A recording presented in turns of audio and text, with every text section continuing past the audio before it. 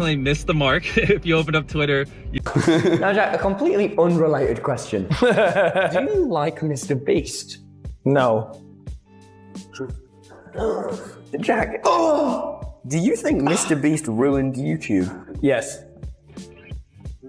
Now, in all honesty, Jack, why? Because it became more about views, money, and popularity than it did about having fun. You just don't think you had fun playing Squid Games? You don't think you had fun riding on yachts? Building wells in Africa? I don't know. If he had fun doing those videos, they'd be longer.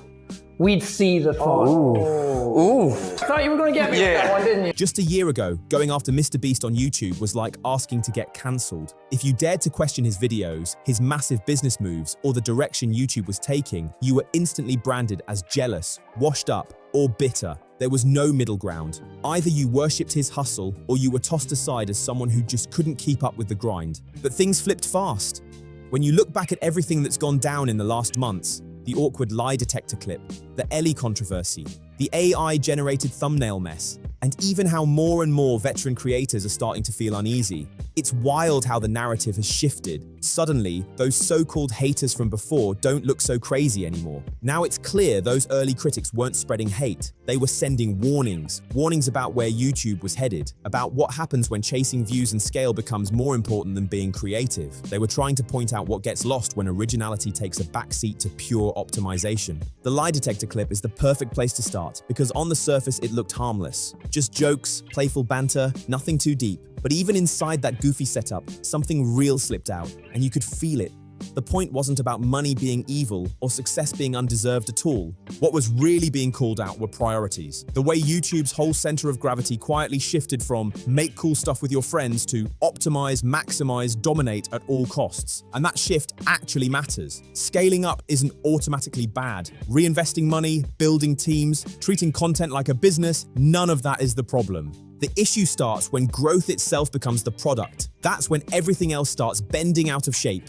Videos stop being ideas and start becoming vehicles. Every upload only exists to justify the next one. Bigger stakes, bigger reactions, bigger promises. Not because the idea needs it, but because the system rewards it. That's exactly what Jack was pointing at. It was never MrBeast is bad. It was never money ruined YouTube. The real issue is that when growth is always the answer, creativity turns into straight-up calculus. At the time, MrBeast's response leaned hard on effort. Years of grinding, reinvesting everything, doing good, inspiring people, and none of that was false. But here's the catch. The response didn't actually touch the criticism, because the criticism was never about effort in the first place. This was really about gravity. When one creator turns into the blueprint for success, the entire platform starts bending around that formula whether people like it or not. Even creators who never planned to follow that lane suddenly feel boxed in.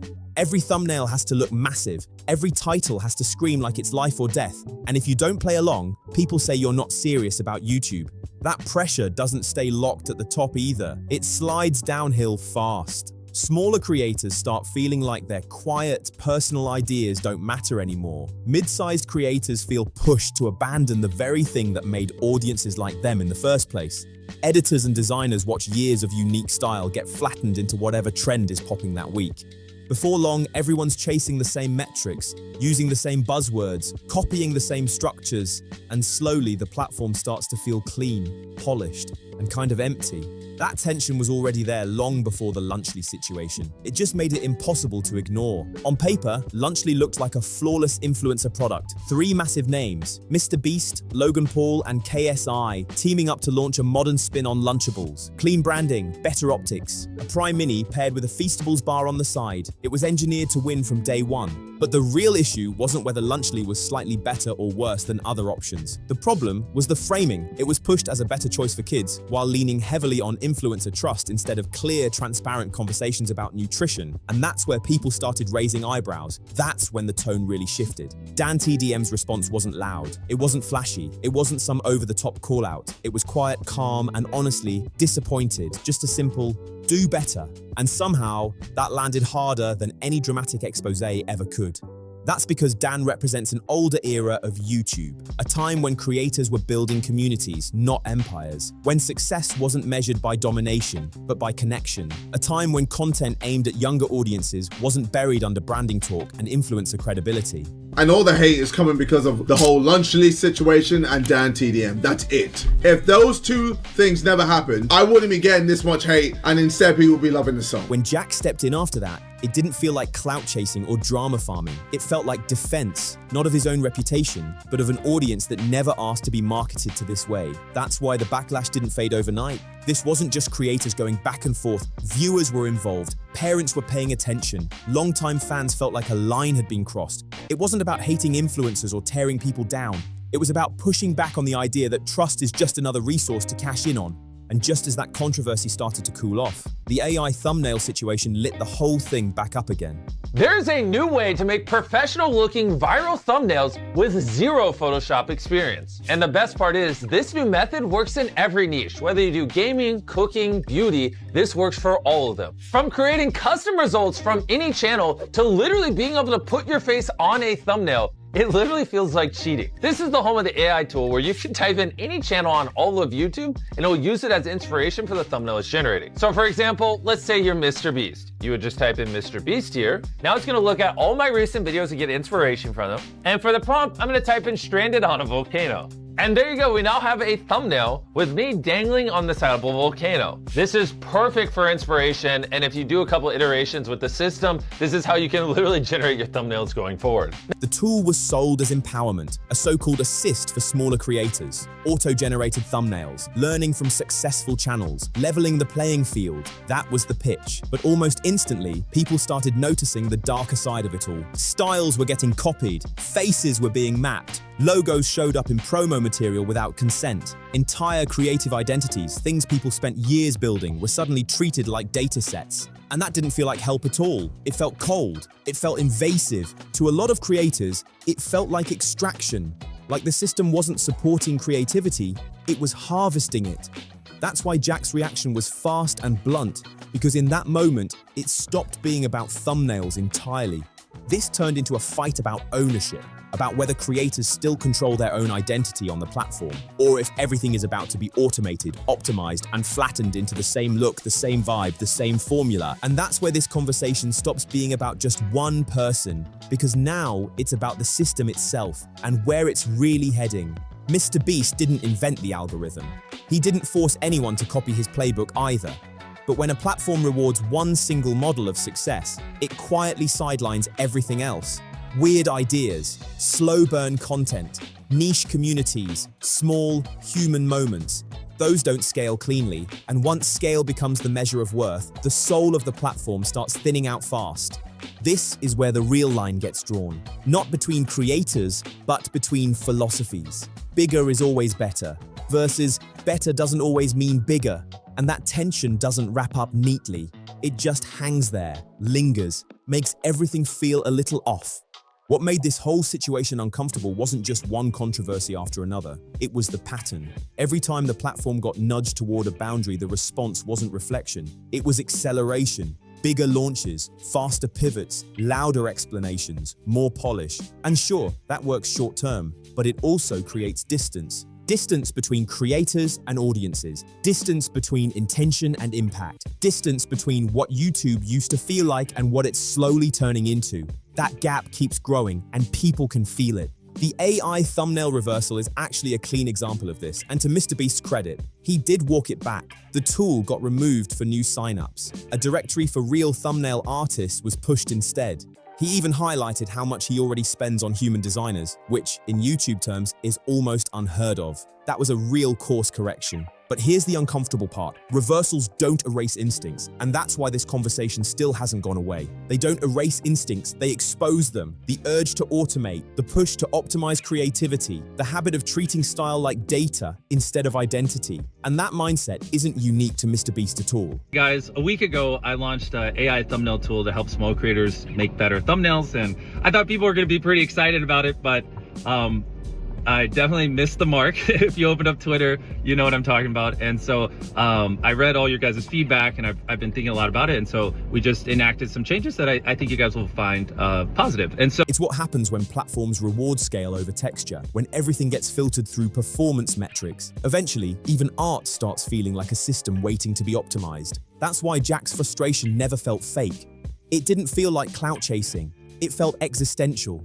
Because Jack isn't anti-success, he's anti-sterility. His whole brand has always been messy, human, inconsistent, sometimes burned out, sometimes brilliant. And that's the point. He hits record without knowing exactly where things will land. That unpredictability, that rough edge, that lack of polish. Those are the first things to die in an environment obsessed with efficiency. And once they're gone, something important goes with them. So when he looks at a thumbnail factory, or a product launch aimed at kids, or an AI system trained on other creators' identities, and says, "This is it, isn't it?" It doesn't sound like jealousy at all. It sounds like someone standing guard over the last layer of YouTube that still feels human. So going forward, there is no AI thumbnail tool. Anyone from now on that signs up for ViewStats Pro, there will not be the AI thumbnail tool. It just doesn't exist. We pulled it down. And on top of that, I wanted to go one step further to really show artists out there that I care. If you go on viewstats.com, under our more tools section, it will say hire thumbnail artists. And if you click that, it'll take you to a page of artist portfolios where you can commission a real thumbnail artist to make you a real thumbnail. So I care more than any of you could ever imagine about the YouTube community. I mean, obviously I'm the biggest YouTuber in the world and I don't take that responsibility lightly. And so, you know, it deeply makes me sad when I do something that, you know, people in the community are upset by. And I also want to put out there that I guarantee you, I have spent more money on thumbnail artists than any other YouTuber in the world. I've probably spent more money on thumbnail artists than the top 100 creators combined. I mean, I have a small army of thumbnail artists that work for me. I'm looking to hire more thumbnail artists. So I just want to put that out there, and I have no intention of firing my thumbnail artists or anything. Like, this is, you know, just supposed to help make them more effective and blah, blah. I mean, you know what I'm saying. But regardless, it doesn't matter. The tool's down for future people that sign up for ViewStats Pro. And yeah, now it's a funnel to help artists make more money. So I'm really excited. Go check it out. Hey, go to viewstats.com and click on the Hire the Artist tab and, you know, go commission real artists, help them make more money. So take care, guys. That same instinct popped up again during the Lunchly fallout, because Lunchly was never just a product issue. It was a trust issue, and that hits way harder. Influencers selling food to kids isn't new, but selling it under the label of better while leaning on brand loyalty instead of clear transparency crosses into uncomfortable territory real fast, especially when the creators involved have massive cultural pull and a young, impressionable audience watching everything they do. That's where alarms start going off. That's why DanTDM's Do Better landed the way it did. It wasn't loud, it wasn't angry, it was disappointed. And disappointment cuts deeper than outrage when it comes from someone people genuinely trust. Jack backing him up wasn't about piling on or chasing drama. It was about drawing a line, about saying there's a difference between monetization and responsibility. And viewers felt that difference immediately. That part gets underestimated every time. Audiences aren't dumb. They know when they're being marketed to. They know when messaging is carefully framed to dodge real scrutiny. And once that trust cracks, it doesn't magically come back, no matter how big the brand is. And here's the nuance people love to ignore. None of this means MrBeast is some cartoon villain. That's the part that gets lost online every single time. MrBeast, the person clearly cares about making the best videos possible. He obsesses over retention. He reinvests non-stop.